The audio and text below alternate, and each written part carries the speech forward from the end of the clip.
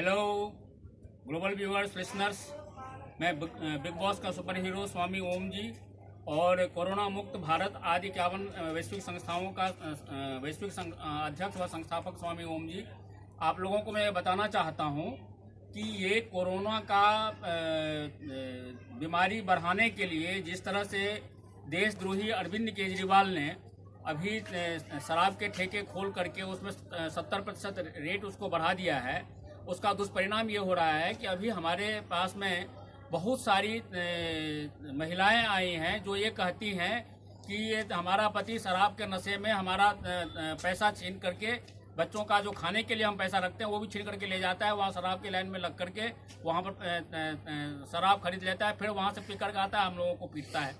तो और इस तरह से ये पूरे भारत में और पूरे दिल्ली में ये कोरोना फैलाने का एक साजिश अरविंद केजरीवाल का है, क्योंकि ये चाहता है कि सारे भारतवासी मरे, क्योंकि ये ऑलरेडी CIA का एजेंट है।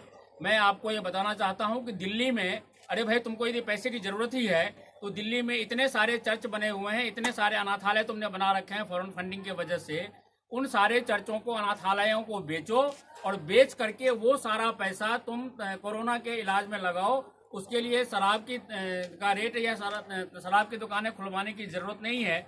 और यदि ये जल्दी नहीं किया गया तो मैं पूरे भारत में नक्सली ईसाई मुक्त भारत बनाने की मैं घोषणा करता हूँ। न रहेगा बांस न बजेगी बांसुरी। मैं वो हालत कर दूंगा कि ये नक्सली ईसाई इस भारत में रहेंगे ही नहीं, ताकि ये कोरोना का साजिश न फैला सकें। और इस कोरोना को फैलाने में आप ये देखिए कि ईसाई सोनिया गांधी, प्रियंका वाड्रा, उसका पति ईसाई, ये सारे के सारे नक्सली ईसाई लगे हुए हैं। यहाँ तक कि PM नरेंद्र मोदी जी जो अच्छा काम कर रहे हैं उसकी भी आलोचना करते हैं। हजार रुपया गरीब मजदूरों को दे करके उनको लॉकडाउन तोड़ने के लिए प्रेरित करते हैं। ये शराब के लाइन के बहाने से, ट्रेन पकड़ने के लाइन के बहाने से, बस पकड़ने के लाइन के बहाने से ये सरकार को फेल करने का एक साजिश कर रहे हैं। मैं इसके बारे में एक विस्तृत लंबा मैं वीडियो आपको बाद में बना करके फिर से दूंगा, और इसके बारे में विस्तृत जानकारी अभी आपको मुकेश जैन जी दे रहे हैं। देखिए, स्वामी जी ने बहुत अच्छा सुझाव दिया है कि जो लोग हमारे पालघर में हमारे साधु संतों को मार रहे हैं, हत्या कर रहे हैं, और सारे की सारी साजिश सोनिया से, वेटिकन से, इन सब जगह से चल रही है साजिश। तो जितनी भी चर्च की संपत्ति, नक्सलवादी चर्च की, आतंकवादी चर्च की जितनी संपत्ति दिल्ली में है, उस संपत्ति को जब्त करे, उसको बेच के वो कितने भी कोरोना की लड़ाई को दिल्ली में लड़ने में उस संपत्ति का इस्तेमाल किया जाए। और इसके अलावा जितनी भी फॉरेन फंडिंग NGO को आ रही है, उस फॉरेन फंडिंग पर भी पूरा कब्जा करे। दिल्ली में पूरा कब्जा फॉरेन फंडिंग पर करके विदेशी नक्सलवादी NGO हैं, जितने भी NGO हैं, इन सबकी फॉरेन फंडिंग पर सारा कब्जा करे और उसको कोरोना से लड़ाई लड़ने के लिए उस फंडिंग का इस्तेमाल करे। उस फंडिंग की और किसी काम के लिए जरूरत नहीं है। जब देश संकट में पड़ा हुआ है तो विदेशों से जितनी फंडिंग आ रही है, उस फंडिंग का इस्तेमाल कोरोना से लड़ाई में भारत जो लड़ रहा है उसमें इस्तेमाल किया जाए। और दूसरी चीज़ों में ये नहीं तो वो फंडिंग शाहीन बाग में काम आ रही है, आपके ये आनंद विहार में जो भीड़ इकट्ठी की जा रही है उसमें काम आ रही है।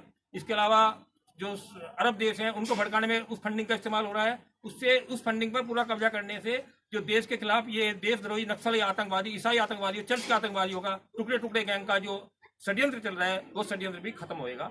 बस मैं यही कहना चाहता हूँ। इसी के साथ साथ मैं ये भी बताना चाहता हूँ कि इन आतंकवादियों को जो का पूरा गिरोह है, मार्क्सवादी कम्युनिस्ट पार्टी का सीताराम येचुरी, वरुणा कारत, ये सब नक्सली आतंकवादियों गैंग है, टुकड़े गैंग के हिस्से। चाहे कन्हैया कुमार हो, चाहे अरविंद केजरीवाल हो, चाहे दीपक मिश्रा जज हो, चाहे आपका जगदीश सिंह खेर जैसे जज हो, चाहे केजी बालाकृष्णन, चाहे सोनिया गांधी हो, चाहे प्रशांत भूषण वकील हो, ये सब टुकड़े इंदिरा जयसिंह। और इसके अलावा मीडिया का ये एक बहुत बड़ा गैंग है, उसमें रवीश कुमार, आपका राजदीप सरदेसाई, इन लोगों को जिंदा रहने का अधिकार नहीं है। यदि ये जिंदा रहेंगे तो तुम्हारी मौत निश्चित है, तुम्हें कोरोना से मार देंगे। इन लोगों के जिंदा रहने का कोई हक नहीं है। मैं देश के खासतौर से जो नक्सलवाद में शहीद हुए उनके परिजनों से अपील करता हूं कि इन देश के दुश्मनों को मारे, इनको जिंदा रहने का अधिकार नहीं है। सरकार से अपील करता हूं इनको फांसी की सजा दे।